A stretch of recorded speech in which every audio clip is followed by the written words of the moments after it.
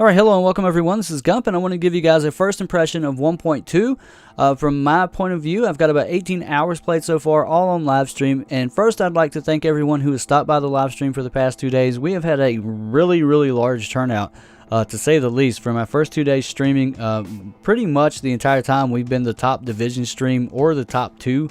One of the top 2 or 3 division streams that are going on YouTube Gaming, and that's great. I really enjoyed it, and I think you guys have enjoyed it, and it's been cool getting to know you guys. So a shout out to all you guys that have been hanging out with me in the live stream for the past 2 days. I'll be continuing that, and that's what you're watching here is live stream footage. And I just want to start off with the base of operations, and we'll work our way forward because that's pretty much how I did the game.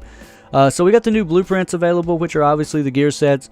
And we're still getting our 204 guns and things that we can buy, and a few gear set pieces that are 191 that we can buy straight off with Phoenix credits in the base of operations. This time we have holsters, knee pads, masks, some gloves, different pieces, but it looks like that vests are going to be the new gloves.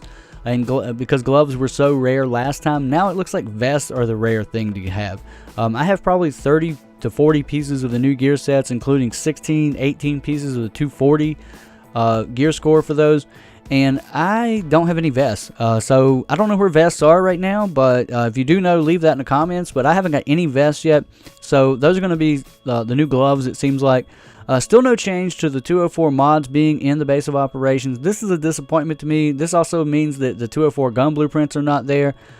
So those blueprints are still stuck behind the Dark Zone and require Dark Zone funds to acquire, which means that once we buy all of these new gear set recipes, which a lot of people aren't even buying them because they're just relying on the world to get drops, which is what the game developers wanted. But this means our Phoenix credits are pretty much going to be useless again, it looks like, and I don't understand why they went from one currency being useless to making another currency useless. They need to just make one currency work, or allow us to buy these things with Phoenix credits and DZ funds both. Either way, Phoenix credits are probably going to be worthless pretty soon, and we have a 2,000 cap, which means we're going to have even more that are worthless, but at least we'll be able to keep them until the next patch comes out. That's like my biggest negative about the patch so far, is that, outside of the RNG change that I mentioned in previous videos. So let's talk about the high value targets that's in the base of operations. We have daily targets, which are more about acquiring Phoenix credits. You do have the opportunity to kill a named boss at the end of all of those, which means that you do have a chance to get gear drops. Most of the gear drops I've heard come from this were 191 scores instead of the 240s.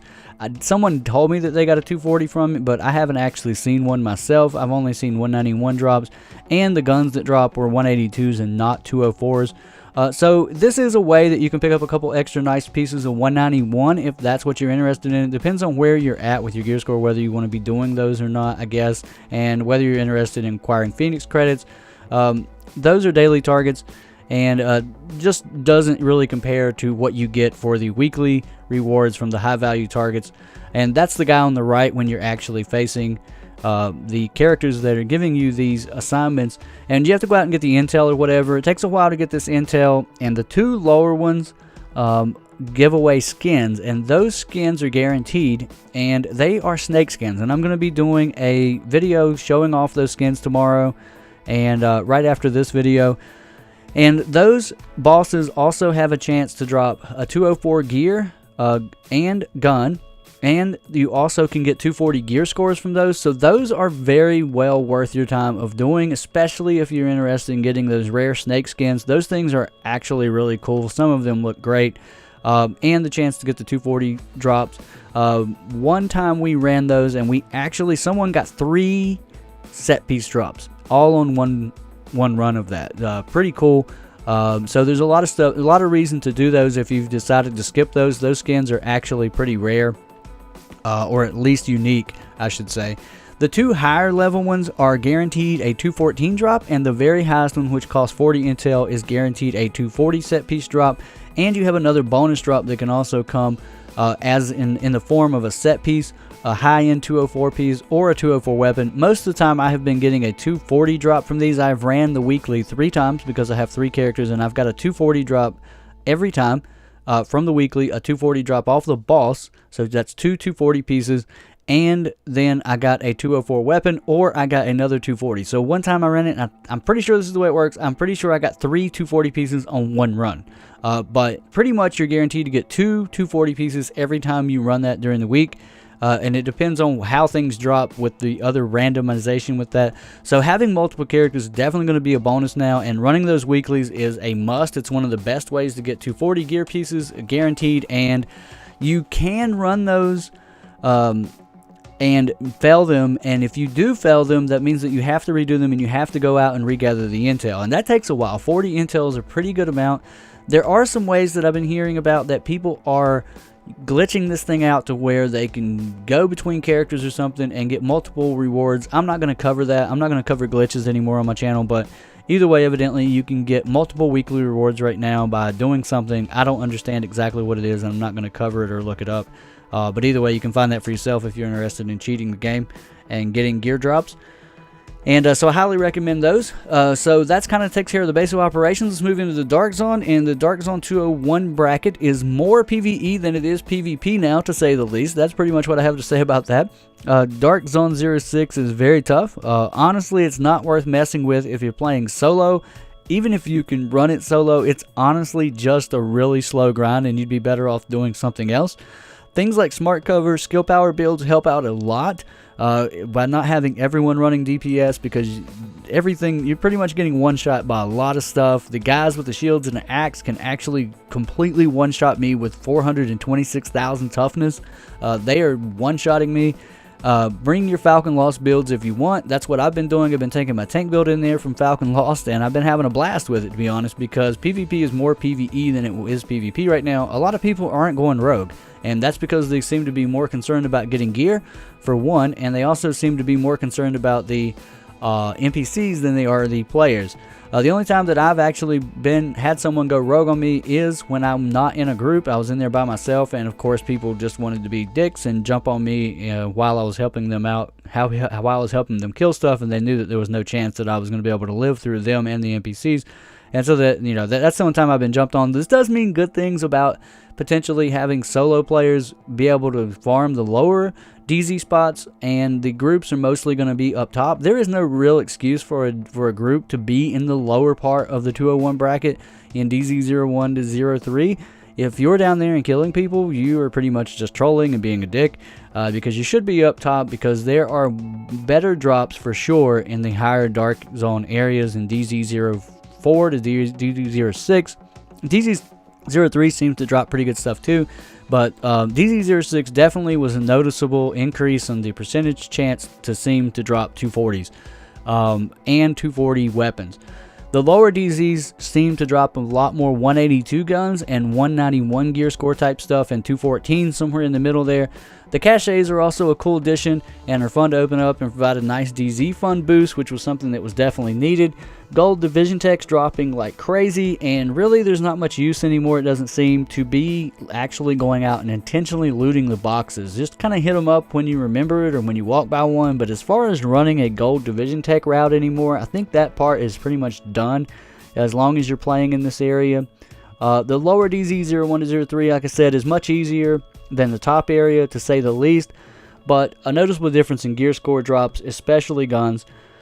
It's a lot funner, honestly, with a tough PvE content than without it. I think that's something that we've realized from the beginning of the game, and then now looking at the game with the new 34 level NPCs. We'll see how long that lasts. Maybe once everybody gets all 240 gear and 204 guns, and they start messing with some of these new sets and start settling things down from having Sentry being taken away from them on their SMGs, and getting their armor and toughness and all that stuff kind of situated.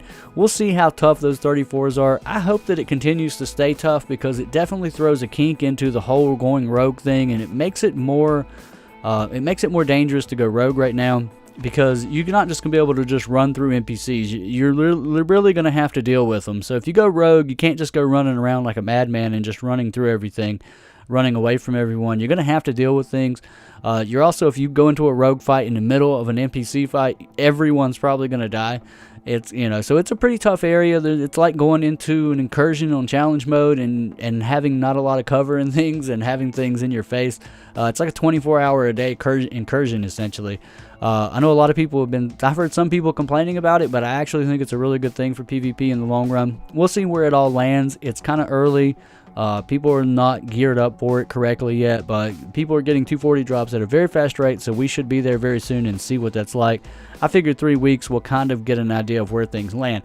I saved the incursion for last because, number one, obviously the challenge mode, if you don't know, doesn't come out until next week. So all we have right now for Clear Sky is the hard mode, and it is really easy. And that is pretty much what I think a lot of people are starting to go do for their farming method, is they're running their weeklies on multiple characters. If you don't have multiple characters, they're running their weeklies, they're getting their 240 pieces there, they're hitting a dark zone a little bit, trying it out. When they have groups and you have a good group together, you go into the DZ06 and get some good drops.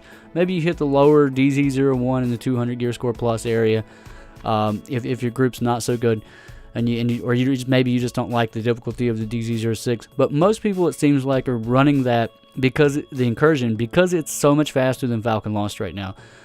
I'm not going to say that it's easier than Falcon Lost. The thing that really stands out in Falcon Lost is it just takes time, because you got that thing shooting at you and stuff, and being down in the pit, and the NPCs are always in cover and hiding in that. And in this, they're out in the open, and they're rushing you, and they're kind of in your face, and things just move a little bit faster. It's a faster mission. There's less time walking there and getting in there and stuff. You just kind of get in there and get it done. And it seems to go by faster, maybe because it's a little bit more action than the other one.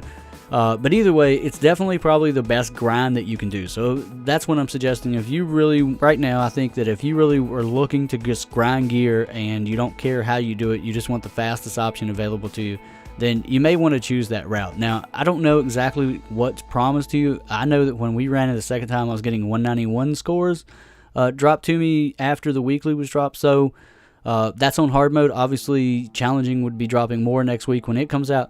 But I do think challenging is actually going to be harder on this than it is for Falcon Lost. But I think that the hard mode on this is easier than Falcon Lost. Not necessarily easier, but it's definitely faster. So that's kind of my overview of what I've experienced so far. The coolest thing so far, I think, is the snake skins. That's my favorite part of it so far. And actually, the Dark Zone 06 being so tough. I think that's the best part that I have. Those are the two things that I have enjoyed the most, is the challenge that exists in DZ06 with some PvE content mixed in with some PvP, but mainly PvE right now.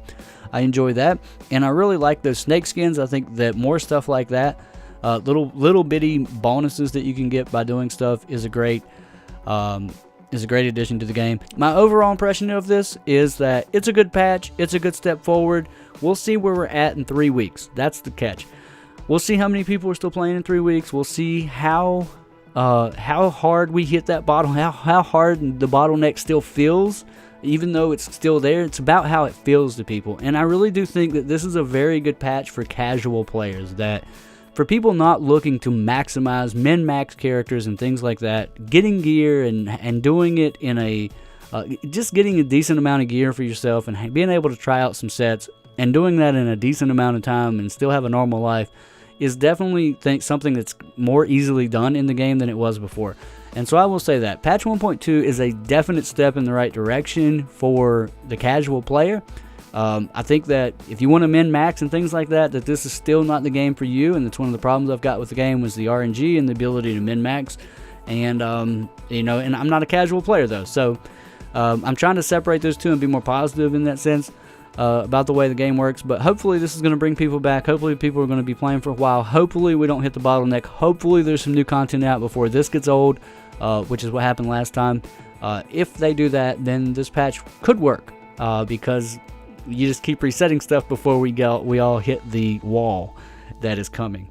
But we'll see in 3 weeks, and we'll do some more stuff, and I'll have some more videos out soon, and we'll revisit this entire video then. Take it easy, it's Gump, and talk to you in the next video.